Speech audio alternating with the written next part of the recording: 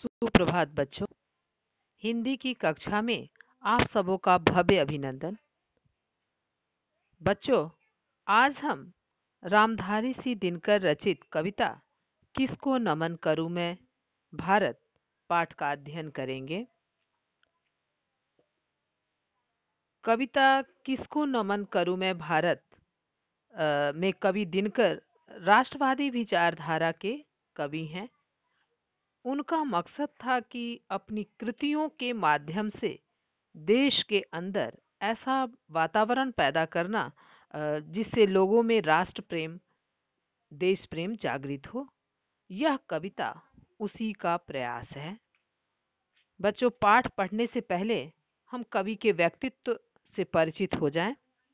देखिए बच्चों, रामधारी सिंह दिनकर का जन्म सन 1908 में बिहार के मुंगेर जिले में तथा मृत्यु 1974 में हुई थी।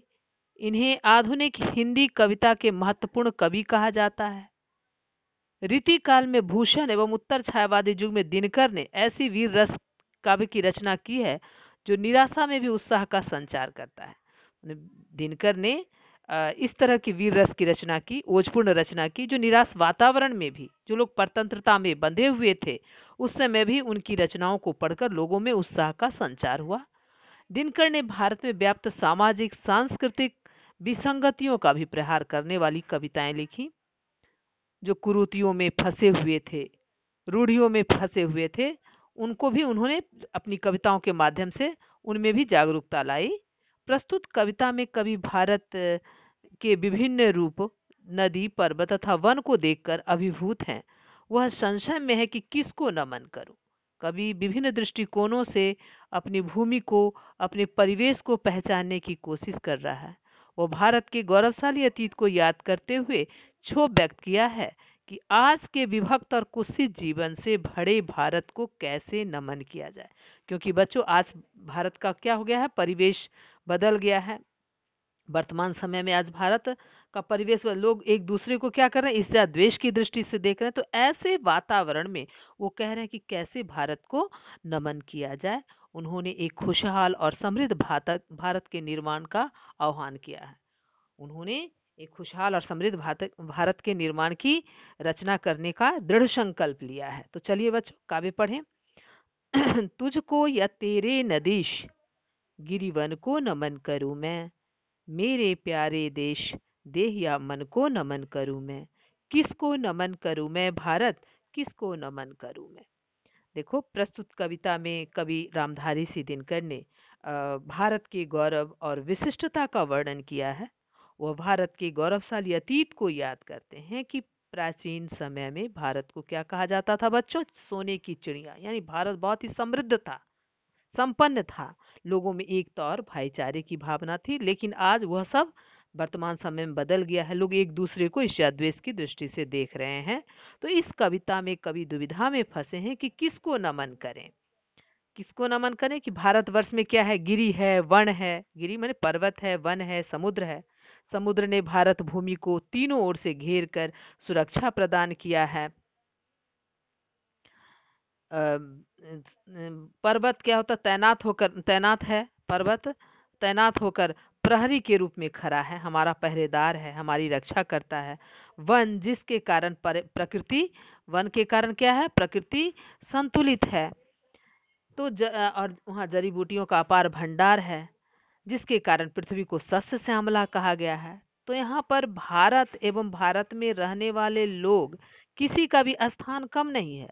सबको अपनी अपनी, सबकी महिमा है, सबका स्थान है। इसलिए कवि क्या है, इस दुविधा में फंसे हैं कि वे किस भाग को, भारत के किस भाग को नमन करें, किसको अपना प्रणाम निवेदित करें।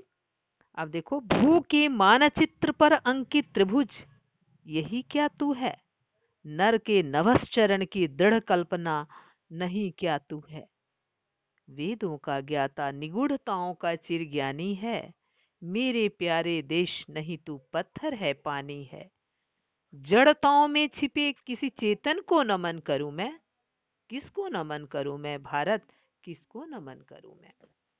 देखो, कवि कह रहे हैं कि भारत का नाम अपने आप में विस्तृत है, एक विशाल रूप है, वह भी अपने आप में सर्वोपरि है, सर्वोत्तम है। कवि कहते हैं कि भारत का स्वरूप त्रिभुजाकार है, त्रिभुज के आकार का, जैसे हम लोग मानचित्र में देखते हैं बच्चों, मैप में ट्रायंगल का रूप है उसका भारत का। मनुष्य के आकाश को पाने की जो कल्पनाएं हैं, यहाँ पर जो दिया हुआ है, नर के नवश्चर के दृढ़ कल्पना नहीं, क्या तो है नवश्चर, मनुष्य को आकाश के पाने की जो कल्पनाएं हैं, क्या वही तू है? ये भारत से प्रश्न कर रहा है। जो मनुष्य का रूप है, जो ऊंची ऊंची कल्पनाएं करता है, अर्थात भारतवासी दृढ़ संकल्प वाले होते हैं, वेदों को जानने वाले होते हैं, गूढ़ रहस्यों को समझने वाले। अ, यहाँ पर जो दिया गया है, निगूढ़ताओं का चिरज्ञानी है। निगूढ़ताओं मतलब गूढ़ रहस्यों को समझने वाले, माने छुपे हुए रहस्यों को समझने वाले, ज्ञान से भरे होते हैं। कवि भारत को कहते हैं कि तू मेरे प्यारे देश नहीं, तू पत्थर है पानी है। यानी कह रहे हैं कि तू पर्वत के रूप में पत्थर के समान तुम दृढ़ संकल्प का पाठ पढ़ा रहे हो, दृढ़ता का पाठ पढ़ा रहे हो। तुम तुम्हारा रूप कैसा है? तुम पर्वत के रूप में पत्थर के समान दृढ़ता का पाठ पढ़ा रहे हो, तो कभी नदी के रूप में तुम कोमलता का पाठ पढ़ाते हो। कोमलता का पाठ पढ़ा तो जड़ताओं में छुपे किसी चेतन को नमन करूं मैं। यहाँ कह रहे हैं कि तुम सभी जड़ अर्थात स्थूल पदार्थों में हो, कण कण में तुम हो, भारत के कण कण में तुम्हारा वास है, उसमें छिपा हुआ तुम्हारा ये स्वरूप, तुम्हारा रूप के किस चेतना को मैं नमन करूं। भारत कह रहे हैं कभी कि हे भारतवर्ष, तुम्हारे किस रूप को मैं नमन करूं? तुम पर्वत में भी हो, पत्थर में हो, गिरी में हो, वन में हो, तो तुम्हारे में किस रूप को मैं नमन करूं? कभी इसी दुविधा में फंसे हुए हैं। चलिए बच्चों, गृह कार्य नोट करें। पहला प्रश्न, तू वह नर ने जिसे ऊंचा चढ़कर पाया था, पंक्ति से कवि का क्या अभिप्राय है? दूसरा प्रश्न, कवि ने भारत देश को पत्थर और पानी क्यों कहा है? चलिए, आज के लिए इतना ही। धन्यवाद।